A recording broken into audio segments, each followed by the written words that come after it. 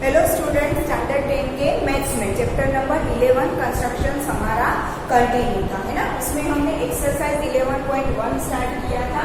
11.1 के question number 1, 2 and 3 मैंने करवाए थे। क्वेश्चन नंबर 4 मैंने आपको होमवर्क में करने के लिए दिया था। उसके लिए ट्रायंगल कैसे बनाते हैं वो मैंने आपको मेरे साथ बनवाया था ट्रायंगल। बाकी का जो कंस्ट्रक्शन था वही आपको खुद करना था, स्टेप्स देखने थे और जस्टिफिकेशन। और जस्टिफिकेशन कैसे लिखते हैं वो तो मैंने क्वेश्चन 2 एंड 3 में लिखवाया है, तो आपको आ जाएगा, है ना। ठीक है, सिर्फ आपको अपने हिसाब से नाम और रेशियो चेंज करना है, बाकी स्टेप सेम आएंगे जस्टिफिकेशन में, और कंस्ट्रक्शन में भी सेम आएंगे स्टेप। सिर्फ आपके हिसाब से नाम और रेशियो वगैरह साइड की जो आपको मेजरमेंट दी है वो चेंज करनी पड़ेगी। क्लियर? ठीक है, तो क्वेश्चन 4 आई सपोज कि सबका हो गया होगा। ठीक है, then let's move to question number 5, exercise 11.1 question number 5।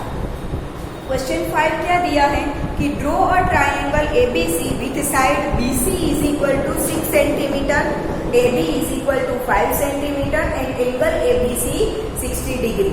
Triangle की आपको दो साइड और एंगल, एक एंगल दिया है, दो साइड और एक एंगल दिया है। ठीक है, तो आपको बनाना है ट्रायंगल ABC। तो पहले रफ में थोड़ा समझा दो। ये सपोज की ये ट्रायंगल ABC, ठीक है। ऑब्वियसली आपको एंगल ABC दिया है। एंगल ABC मतलब कि एंगल B बीच में होता है, वो मेन एंगल होता है ना ABC, तो उसमें लेटर B बीच में है तो वो मेन है। मतलब कि आपको एंगल B 60 का दिया है, तो ऑब्वियसली B तो आपको बेस लाइन ही बनानी पड़ेगी। ठीक है, तो ये एंगल B हमें बनाना होगा 60 डिग्री का। राउंडर से एंगल कैसे बनाते हैं वो हमने 9th स्टैंडर्ड में पढ़ा है, तो सबको आता है। ठीक है, राउंडर से बनाएंगे। देखो, प्रोटेक्टर से मेजर नहीं करना है, राउंडर से एंगल बनाना है, क्योंकि हम कंस्ट्रक्शन कर रहे हैं तो पूरा कंस्ट्रक्ट करेंगे। क्लियर? ठीक है, आपको साइड BC दी है 6 सेंटीमीटर, साइड AB दी है 5 सेंटीमीटर। ऐसा ट्रायंगल हम बनाएंगे। क्लियर? फिर जो नया ट्रायंगल बनेगा उसका रेशियो आपको दिया है 3/4। उसका रेशियो आपको दिया है 3/4। ठीक है, तो पहले ट्रायंगल बना दे, फिर वो रेशियो वाले ट्रायंगल के बारे में देख लेंगे।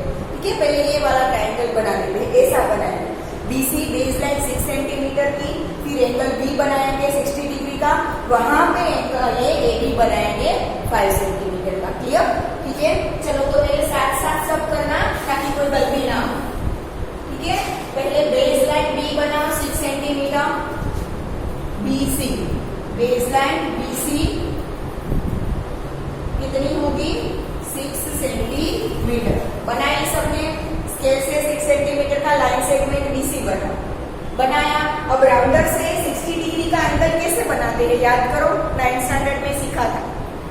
राउंडर में कोई छोटा सा मेजरमेंट ले लो, 1.5 सेंटीमीटर या तो 2 सेंटीमीटर का, 1.5 या तो 2 सेंटीमीटर का राउंडर में रेडियस ले लो। लिया सबने। अब B को सेंटर रखो। देखो, एंगल B हमें 60 डिग्री बनाना है ना, तो B को सेंटर रखना है। ठीक है, B को सेंटर रख के आपने जो राउंडर में मेजरमेंट लिया है उससे ऐसे एक आर्क लगाई सबने। ठीक है, अब ये आर्क और ये लाइन सेगमेंट दोनों का ये इंटरसेक्शन पॉइंट है ना, आर्क और लाइन सेगमेंट दोनों का आपको यहाँ पे इंटरसेक्शन पॉइंट मिल रहा है, उसे सेंटर रखो। ये इंटरसेक्शन पॉइंट को सेंटर रखो। देखो, राउंडर में मेजरमेंट चेंज मत करना है वरना गलत हो जाएगा। ये जो आपने जिस मेजरमेंट से आर्क लगा है ना वो भी रखना है। ठीक है, तो ये आर्क का और ये लाइन सेगमेंट का इंटरसेक्शन पॉइंट है, उसे सेंटर रख के यहाँ पे एक आर्क लगा दो। लगाई सबने? ठीक है, आर्क लगाई। अब ये दोनों आर्क का इंटरसेक्शन पॉइंट मिल रहा है, उसे B के साथ ज्वाइन कर दो। दोनों लाइन का दोनों आर्क का जो इंटरसेक्शन पॉइंट मिला था ना, उसे B के साथ ज्वाइन करके उसे थोड़ा ऊपर लंबा खींच दो। उसे थोड़ा क्या करोगे, ऊपर लंबा खींच दो। ठीक है, तो ये हो गया 60 डिग्री का एंगल B। ठीक है, अब इसके ऊपर आपको AB कितना चाहिए, 5 सेंटीमीटर चाहिए ना। आपको देखो मेजरमेंट दिया है AB is equal to 5 centimetre, तो राउंडर में 5 सेंटीमीटर लो। राउंडर में क्या करोगे, 5 सेंटीमीटर का मेजरमेंट लो। चलो, ठीक है, अब B को सेंटर रख के यहाँ पे ऐसे छोटा सा आर्क लगा दो, ज्यादा बड़ा मत लगाना। ठीक है, वरना दूसरा ड्राइंग जब दूसरा कंस्ट्रक्शन होगा ना तब कंफ्यूजन होगा, इसलिए हो सके तो छोटा सा सिर्फ नोट करने के लिए कि 5 सेंटीमीटर कहाँ पे आता है, इसके लिए छोटा सा आर्क लगा दो।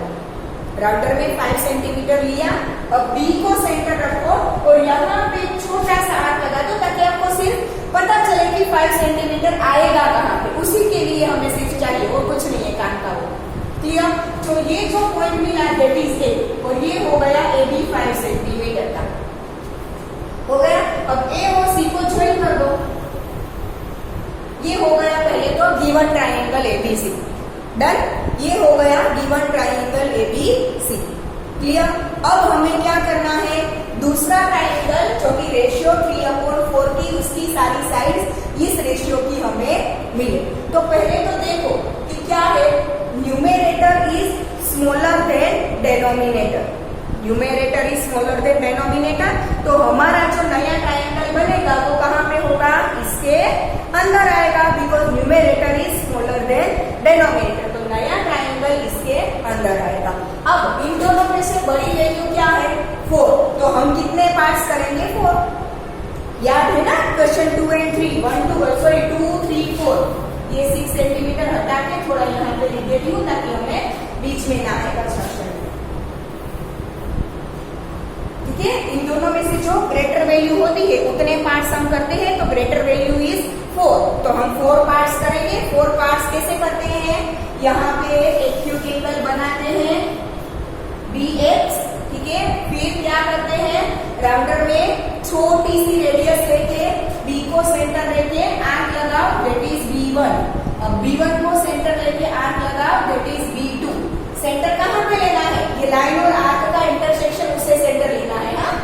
अब B2 को सेंटर लेके B3 एंड B3 को सेंटर लेके B4। किया सब में इतना हो गए 4 part, 1, 2, 3 and 4। B1, B2, B3, B4। ठीक है? अब B4 एंड C को ज्वाइन कर दो।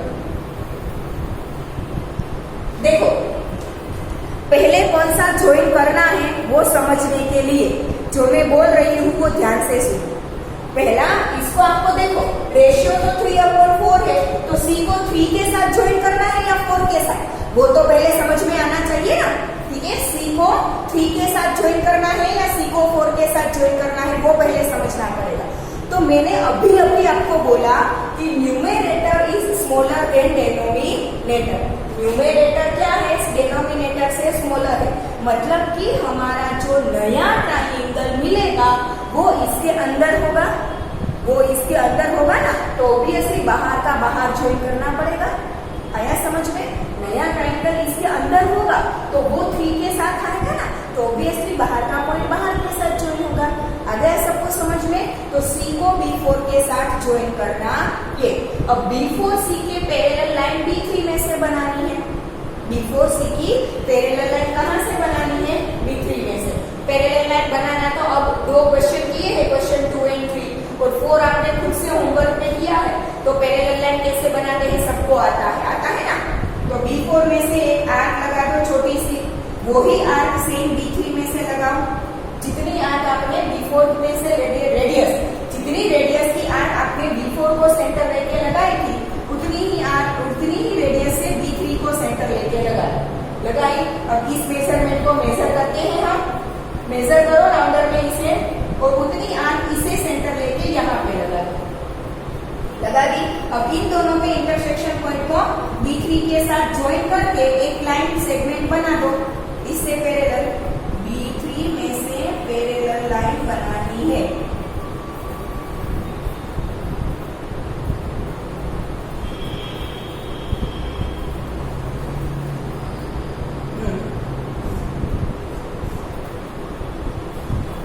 मिलेगा ऐसा?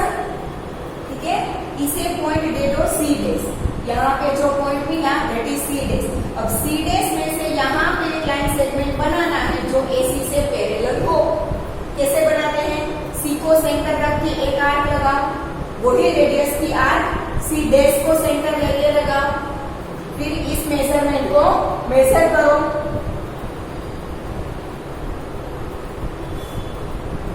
इस मेजरमेंट को मेजर करो, यहाँ पे सेंटर रख के इसे आर्क लगा दो, उसे C' के साथ ज्वाइन कर दो।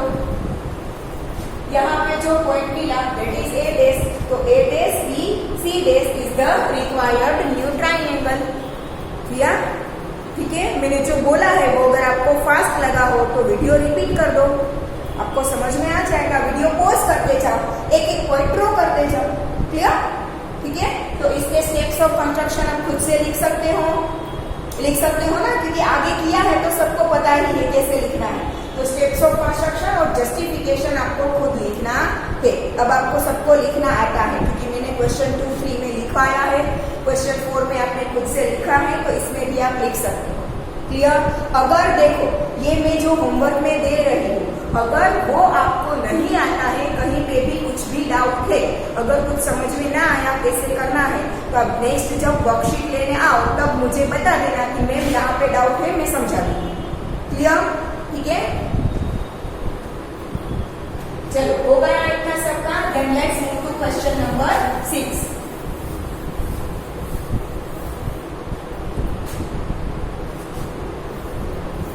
क्वेश्चन नंबर 6 क्या है?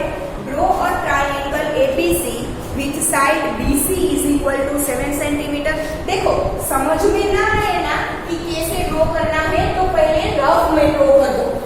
आपकी सप्लीमेंट्री जो आपको आंसर लिखने के लिए सप्लीमेंट्री दी होगी ना, वो सप्लीमेंट्री के लास्ट पेज के ऊपर बड़े अक्षरों से लिख दो रफ पर, और वहां पे रफ स्केच ड्रॉ करके देख लो कि कैसा होगा। फिर आपके मेन आंसर में ड्रॉ करना, ताकि आपको बारी बारी इरेज ना करना पड़े, आपको इजीली समझ में आ जाए कि कैसे कंस्ट्रक्ट करना है। ठीक है, आपको रफ वर्क आपको यूज करना हो तो 3-4 पेज जितने चाहो आप रफ वर्क में यूज कर सकते हो, आपको कोई मना नहीं करेगा। बट कंडीशन की ऊपर बड़े अक्षरों से लिख दो कि रफ वर्क। ठीक है, वो लिख देना, वो मत भूलना। ठीक है, आपकी सप्लीमेंट्री जो दी है उनके लास्ट पेज से स्टार्ट करो, वो पेज खत्म हो जाए तो उसके आगे का पेज, बट कंडीशन के ऊपर रफ वर्क लिख देना। क्लियर? ठीक है, तो पहले रफ स्केच बनाते हैं हम कि कैसा ट्रायंगल बनेगा, फिर हम मेन कंस्ट्रक्शन करेंगे। ठीक है, क्या बनाना है? Draw a triangle ABC. तो ये रहा ट्रायंगल एबीसी। अब मेजरमेंट्स लिख दो, क्या दिया है देखो, बीसी 7 सेंटीमीटर। क्लियर? फिर एंगल बी 45 डिग्री, फिर angle A 105 degree, angle A 105 degree, इतना दिया। अब आप सोचो, थोड़ा लॉजिक लगाओ आप अपना। बीसी तो आप बेस लाइन 7 सेंटीमीटर का बना दोगे। ठीक है, एंगल बी भी 45 डिग्री का बना दोगे। हमने 9th स्टैंडर्ड में बनाया है, सबको आता है। पहले 90 का बनाओ, 90 को बाइसेक्ट कर दो तो 45 हो जाएगा। ठीक है, वो अभी हम बनाएंगे। क्लियर? तो वो तो है, बट उसके ऊपर एक पॉइंट कहाँ लेना है? ए एंगल आपको 105 डिग्री का बनाना है, तो आपके पास पॉइंट ए तो पहले होना चाहिए ना, तो आप उसके ऊपर एंगल 105 का बना पाओगे, है ना। बट आपके पास ये मेजरमेंट ए बी का नहीं है, तो पॉइंट ए लोगे कहाँ पे? That is the main thing. ठीक है, क्योंकि आपके पास ए बी की मेजरमेंट नहीं है। जैसे आपको बीसी 7 सेंटीमीटर दिया है, वैसे ए बी का तो कोई लेंथ आपके पास नहीं है, तो पॉइंट ए लोगे कहाँ पे? तो उसके लिए हम क्या करेंगे? एंगल सी बनाएंगे। क्या बनाएंगे? एंगल सी बनाएंगे। अब आपको पता है कि ट्रायंगल के तीनों एंगल का सम क्या होता है? 180। ट्रायंगल के तीनों एंगल का सम क्या होता है? 180। तो ए है 105 प्लस बी 45 प्लस सी हमारे पास नहीं है, इज इक्वल टू 180। ये रफ में करना। ठीक है, ये क्या करेंगे? हम रफ में करेंगे। तो 105 plus 45 that is 150 plus C is equal to 180। 150 इस साइड जाएगा, माइनस हो जाएगा, तो 180 minus 150 that means C angle कितना मिलेगा हमें? 30 डिग्री। एंगल सी कितना मिलेगा? 30 डिग्री। तो हम अगर बी 45 डिग्री का बनाएंगे, सी 30 डिग्री का बनाएंगे ना, तो ए 105 अपने आप बन जाएगा। उसे हमें फिर कंस्ट्रक्ट करने की जरूरत नहीं पड़ेगी, क्योंकि A105 तो हम बना सकते हैं, हमें आता है, बट उसके लिए पॉइंट ए कहाँ पे लेना है वही नहीं पता ना। ठीक है, इसीलिए हम क्या बनाएंगे? Angle C. और रफ में फाइंड कर दो कि सी की वैल्यू क्या मिलेगी, कितनी मिली? 30 डिग्री। ये सबको समझ में आ गया? आपको अगर जो कंस्ट्रक्शन आप मेन पेज में कर रहे हो ना आपकी बुक में, वहां पे साइड में ये रफ वर्क में लिखना हो तो लिख लो, ताकि कभी आप अगर पढ़ने बैठो तो आपको डाउट ना रहे कि ये 30 कहाँ से आए। ये रफ वर्क आप देख के समझ जाओगे कि ये 30 यहाँ से आया, ठीक है। साइड में छोटे से पेज में आपके साइड में एक कॉर्नर में ये रफ वर्क लिख दो, लिख लिया सबने, ठीक है, ताकि समझ में आ जाए कि ये सी एंगल 30 आया कहाँ से, वरना आप कंफ्यूज हो जाओगे कि क्वेश्चन में तो C30 दिया नहीं है और लिया कहाँ से, ठीक है। तो आपकी जानकारी के लिए इंफॉर्मेशन के लिए सिर्फ पेज में कॉर्नर में लिख दो, हो गया, ठीक है। तो अगर हम B 45 डिग्री का, BC 7 सेंटीमीटर का और C 30 डिग्री का बनाएंगे ना, तो ये अपने आप 105 आ जाएगा, उसे हमें बनाना नहीं पड़ेगा, क्लियर, ठीक है। तो चलो पहले ऐसे स्टार्ट करते हैं, यहाँ से स्टार्ट करते हैं। BC पहले 7 सेंटीमीटर का बनाएंगे, ठीक है। पहले बेस लाइन BC बना दो सब 7 सेंटीमीटर, BC 7 सेंटीमीटर, क्लियर, ठीक है। अब एंगल B कितना है 45 डिग्री का, तो 45 डिग्री का एंगल सबको बनाना आता है। कैसे बनाएंगे, राउंडर में कोई भी छोटा सा रेडियस ले लो, कोई भी 1.5 सेंटीमीटर या तो 2 सेंटीमीटर या तो 2.5 सेंटीमीटर, कोई भी ले लो। B को सेंटर रखो, ऐसे एक आर्क लगा दो, B को सेंटर रख के ऐसे एक आर्क लगा दो, लगाई सबने, ठीक है। अब ये आर्क और लाइन सेगमेंट का इंटरसेक्शन पॉइंट यहाँ पे मिल रहा है, देखो राउंडर में रेडियस चेंज मत करना, ठीक है। और ये आर्क थोड़ी बड़ी लगा दो, ठीक है।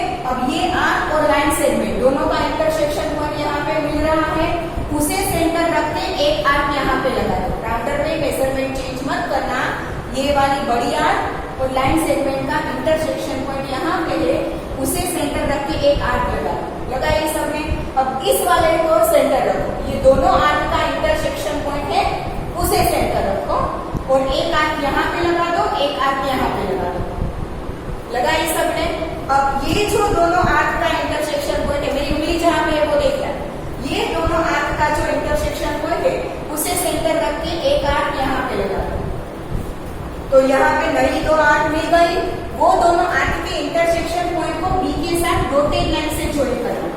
B के साथ किससे ज्वाइन करोगे, डॉटेड लाइन से ज्वाइन करना है, क्योंकि अभी हमें एंगल 45 मिला नहीं है, ये डॉटेड लाइन से जो मिला दैट इज 90 डिग्री। अब इसे हम बाइसेक्ट करेंगे। बाइसेक्ट कैसे करेंगे, राउंडर में जो रेडियस था QPTS रेडियस, ठीक है। अब यहाँ पे सेंटर रखो, मेरी उंगली देखो, यहाँ पे सेंटर रखो, एक आर्क यहाँ पे लगा दो। आर्क है ना थोड़ी लाइट लगाना, बहुत डार्क मत लगाना, आर्क आपको सिर्फ दिखनी चाहिए, उतनी सिर्फ लाइट लगाना, आपको समझ में आना चाहिए कि यहाँ पे इंटरसेक्शन पॉइंट मिल रहा है, ठीक है। अब दूसरा सेंटर रखना है इसे, डॉटेड लाइन और ये जो बिग आर्क, बड़ी वाली आर्क और डॉटेड लाइन का यहाँ पे जो इंटरसेक्शन पॉइंट मिल रहा है ना, यहाँ पे उसे सेंटर रखो और आर्क लगा दो, यहाँ आर्क यहाँ पे लगा दो, लगाइए सबने, ठीक है। अब ये दोनों आर्क का जो इंटरसेक्शन पॉइंट है ना, उसे B के साथ ज्वाइन कर दो, ये मिल गया 45 डिग्री का एंगल, ये मिल गया एंगल 45, क्लियर, ठीक है। अब एंगल C कितने का मिला था हमें, 30 का मिला था, तो यहाँ पे 30 कंस्ट्रक्ट करें। राउंडर में जो मेजरमेंट है keep it as it is, ठीक है। C को सेंटर रखो, एक आर्क ऐसे लगा दो, लगाई। फिर आर्क और लाइन सेगमेंट का इंटरसेक्शन पॉइंट है, उसे सेंटर रखो, आर्क और लाइन सेगमेंट का इंटरसेक्शन पॉइंट सेंटर रखा, उसे एक आर्क यहाँ पे लगा दो, लगाई सबने, ठीक है। एक आर्क यहाँ पे लगाई, फिर उसे ही सेंटर रखो, जहां पे सेंटर था उसे ही एक आर्क यहाँ पे लगा दो, लगाई सबने, ठीक है। अब ये जो दोनों आर्क का इंटरसेक्शन पॉइंट, मेरी उंगली ध्यान से देखना, ये जो दोनों आर्क का आपको इंटरसेक्शन पॉइंट मिल रहा है ना, ठीक है, उसे सेंटर रखो, रखा। अब इस आर्क के ऊपर एक आर्क लगा दो, लगाई सबने, ठीक है। अब ये दोनों इंटरसेक्शन पॉइंट को C के साथ ऐसे ज्वाइन कर दो, this is 30 degree angle, clear. ये देखो इन दोनों, ये दोनों रे जो इंटरसेक्ट हो रहे हैं, दिस इज पॉइंट A। अब आपको प्रोटेक्टर से अगर ये मेजर करना हो ना, तो कर लो, 105 का ही होगा। प्रोटेक्टर से अगर एंगल A को मेजर करना हो तो आप कर सकते हो, ये कितने का होगा, 105 का ही होगा, क्लियर। ये जो सारी आर्क मिल रही है ना, उसे ऐसे लाइट लाइट आपको थोड़ा थोड़ा लाइट लाइट करके रफ करना हो तो कर सकते हो, ठीक है, थोड़ा थोड़ा दिखे उतना रखना ताकि सामने देखने वाले को पता चले कि आपने आर्क लगा के बनाया है। ठीक है, एकदम डार्क रखने की जरूरत नहीं है, थोड़ी थोड़ी लाइट रखोगे तो चलेगा। सिर्फ सामने वाले को दिखनी चाहिए कि हाँ आपने आर्क लगा के बनाया है, आपने डायरेक्टली प्रोटेक्टर से मेजर नहीं किया है। क्लियर? ठीक है, सिर्फ इतना रखोगे तो चलेगा। क्लियर? ठीक है, अब हमें इसमें नया ट्रायंगल कितने रेशियो का बनाना है? 4/3। रेशियो क्या है हमारा नया? 4/3। तो अब देखो, रेशियो में आपको numerator is greater than denominator है, numerator is greater than denominator, तो नया ट्रायंगल कहाँ बनेगा? बाहर की साइड। कहाँ बनेगा नया ट्रायंगल? बाहर की साइड बनेगा। क्लियर? ठीक है, और इन दोनों में ग्रेटर कौन है? 4, तो हमें कितने पार्ट्स करने पड़ेंगे? 4 पार्ट्स। ठीक है, तो यहाँ पे बी में से एक्यूट एंगल बनाओ BX, फिर क्या करेंगे? 4 इक्वल पार्ट, B को सेंटर रख के आर्क B1, B1 को सेंटर रख के आर्क B2, B2 को सेंटर रख के B3 एंड B3 को सेंटर रख के B4। ठीक है, अभी मैंने बोला कि numerator is greater than denominator, तो नया ट्रायंगल इससे बाहर बनेगा। नया ट्रायंगल कहाँ बनेगा? बाहर की साइड बनेगा। दैट मीन्स कि ये अंदर की साइड आएगा तो C को अंदर ज्वाइन करना पड़ेगा ना, मतलब कि C को किससे ज्वाइन करना है? B3 से। ये ट्रायंगल अंदर आएगा, नया ट्रायंगल बाहर बनेगा, तो ऑब्वियसली C को अंदर ज्वाइन मतलब कि B3 से ज्वाइन कर दो। किया? ठीक है, अब इसे प्रोजेक्ट कर दो Y, यहाँ पे लिख दो X, यहाँ पे लिख दो X, सॉरी X तो यहाँ पे लिखा था ना, तो यहाँ पे लिखो Y और यहाँ पे लिखो Z। X तो यहाँ पे लिखा था तो यहाँ पे लिख दो Y, यहाँ पे लिख दो Z। C को Z पे प्रोजेक्ट करो, A को Y पे प्रोजेक्ट करो। किया? ठीक है, अब B3C की पैरेलल B4 में से बनानी है। अब पैरेलल सबको बनाना आता है, मैं मेथड नहीं समझाऊंगी। किया? ठीक है, तो B3C की पैरेलल लाइन आपको B4 में से बनानी है, पर आर्क लगा के बनाना है, ऐसे स्केल से ड्रॉ मत कर देना। आर्क लगा के पैरेलल बनानी है, अदरवाइज नहीं चलेगा। ठीक है, B4 में से ऐसे पैरेलल, B3C की पैरेलल B4 में से आर्क लगा के अब सबको आता है। ठीक है, ये जो नया पॉइंट मिला दैट इज C'। ठीक है, अब AC की पैरेलल लाइन C' में से बनानी है। ये जो AC है उसकी पैरेलल लाइन C' में से बनानी है। ये नया पॉइंट मिला A'। पैरेलल लाइन आप अपने हिसाब से आर्क लगा के बनाओगे, अब सबको आता है। ठीक है, ये मिला पॉइंट A', मिल गया नया triangle A'BC' is the new triangle of ratio 4/3। Clear? ठीक है, अब अपने हिसाब से steps of construction and justification सबको लिखना आता है। Clear? Then let's move to question number 7।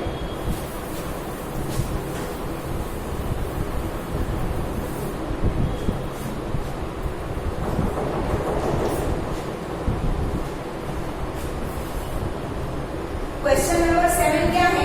Draw a right triangle. Right triangle मतलब कि एक एंगल 90 डिग्री का, in which the sides other than hypotenuse, hypotenuse के अलावा की जो दो साइड होती है length of 4 centimetre and 3 centimetre. तो चलो स्टार्ट करें। देखो हमें बोला है ड्रॉ ट्रायंगल, तो नाम हम अपने हिसाब से दे सकते हैं। सपोज की ट्रायंगल PQR, ठीक है, तो उसमें हम बनाएंगे QR। हाइपोटेनस के अलावा की दो साइड दी है, कितनी है? 4 सेंटीमीटर एंड 3 सेंटीमीटर। तो सपोज की QR है 4 सेंटीमीटर, लाइन सेगमेंट QR बना 4 सेंटीमीटर का। अब 90 डिग्री का एंगल तो सबको बनाना आता है, अब मैं मेथड नहीं समझाऊंगी, आपको चीजें खुद से करनी पड़ेगी तो ही आपको आएगी, वरना आप मुझी पे डिपेंड रहोगे। 90 डिग्री का एंगल सबको बनाना आता है। ठीक है, यहाँ पे 90 डिग्री का एंगल बना दो सब। ऐसे में आर्क लगा रही हूँ तो आपको समझ में आ जाएगा। ठीक है, ये बन गया 90 डिग्री का एंगल। अब हाइपोटेनस के अलावा दो साइड जो दी है वो कितनी दी है? एक 4 सेंटीमीटर की, दूसरी 3 सेंटीमीटर की। तो अगर QR 4 सेंटीमीटर का है तो यहाँ पे P, तो PQ क्या आएगा? 3 सेंटीमीटर। ठीक है ना, 3 सेंटीमीटर लेके Q में से आर्क लगा दोगे तो वहां पे P मिल जाएगा। ठीक है, अब PR को ज्वाइन कर दो, ये मिल गया राइट ट्रायंगल PQR जो हमें दिया है। ठीक then construct another triangle whose sides are 5/3. Ratio क्या दिया है? 5/3. दैट मीन्स की numerator is greater than denominator. 5/3 numerator is greater than denominator. तो नया ट्रायंगल इसके बाहर आएगा. नया ट्रायंगल क्या आएगा? इसके बाहर आएगा. और 5 इज ग्रेटर मतलब कि हम 5 पार्ट्स करेंगे. ठीक है, तो Q में से एक रे बनाओ QX, एक्यूट एंगल. Q को सेंटर रख के Q1, Q1 को सेंटर रख के Q2, Q2 को सेंटर रख के Q3, Q3 में से Q4, Q4 में से Q5. ये 5 पार्ट्स हो गए. अब नया ट्रायंगल बाहर बनेगा तो ये ट्रायंगल अंदर आएगा और नीचे है 3 मतलब कि R को Q3 से ज्वाइन करना है क्योंकि ये कहाँ पे आएगा? अंदर आएगा. नया ट्रायंगल बाहर आएगा तो वो 5 के साथ आएगा तो R किससे ज्वाइन होगा? Q3 से. क्लियर? ठीक है, इसे प्रोजेक्ट आगे कर दो. यहाँ पे X है तो यहाँ पे Y और इसे आगे प्रोजेक्ट करोगे तो ये आएगा Z. क्लियर? अब Q3R से पैरेलल Q5 में से एक लाइन सेगमेंट. Q3R से पैरेलल Q5 में से एक लाइन सेगमेंट. पैरेलल आप कैसे बनाओगे? राउंडर से आर्क लगा के. ठीक है, ये जो पॉइंट मिला दैट इज R डैश. ठीक है, अब R डैश में PR से पैरेलल R डैश में से एक लाइन बना. PR से पैरेलल R डैश में से एक लाइन, R डैश में से PR के पैरेलल एक लाइन बना. ठीक है, PR के पैरेलल R डैश में से एक लाइन. ये मिल गया पॉइंट P डैश. ठीक है, ये देखो ये पैरेलल लाइन आप आर्क लगा के बनाना. ठीक है, मिल गया तो ये नया ट्रायंगल मिल गया P dash Q R dash. Clear? ठीक है, कितना इजी है. आप ऐसे करते जाओगे तो बहुत इजी है, समझते जाओगे. क्लियर? अब इसके भी स्टेप्स ऑफ कंस्ट्रक्शन और जस्टिफिकेशन आपको खुद लिखना है. क्लियर? तो यहाँ पे ये एक्सरसाइज 11.1 फिनिश होता है. नेक्स्ट लेक्चर से हम 11.2 करेंगे. ठीक है, आज हम यहाँ तक रखते हैं.